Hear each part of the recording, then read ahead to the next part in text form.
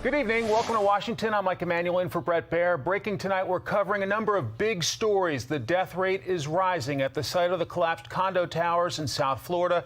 Much of that state is also bracing for what could be damaging rain and winds from tropical storm, possibly Hurricane Elsa. President Biden is urging Americans who have not been vaccinated to take the shot and says the Delta variant of the coronavirus may be more dangerous than the original. But we begin tonight with America's crime crisis.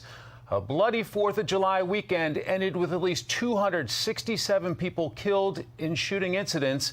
In Chicago, 18 people were killed in shootings involving at least 100 people. Police say in nearly all the incidents, no suspects were taken into custody.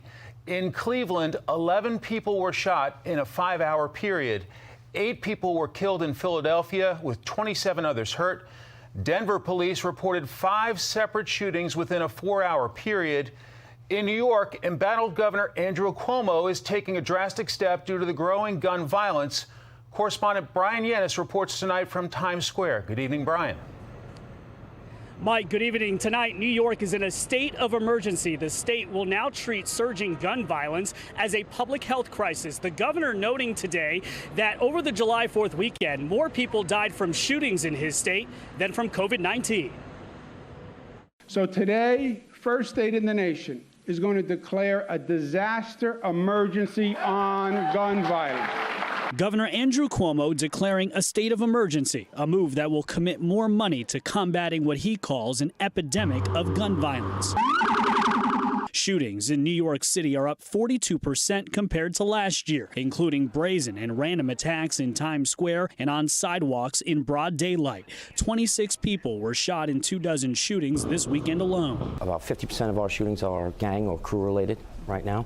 And we also have an increase in retaliatory shootings. So one person or 2 people are shot, and then someone from that side is now retaliating.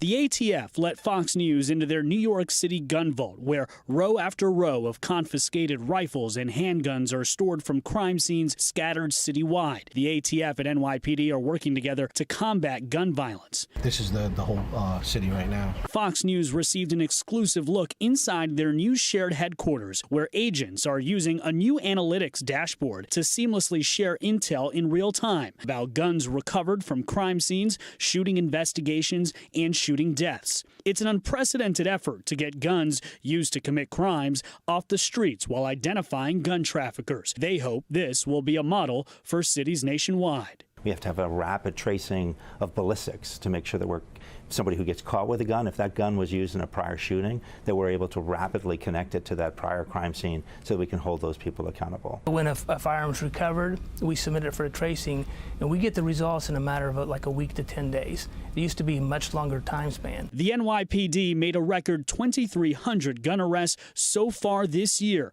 That's a 39% increase compared to last year.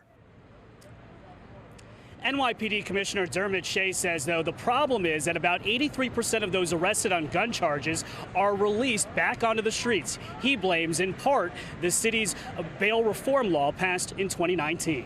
Mike? Brian Yanis starting us off in Times Square. Brian, many thanks.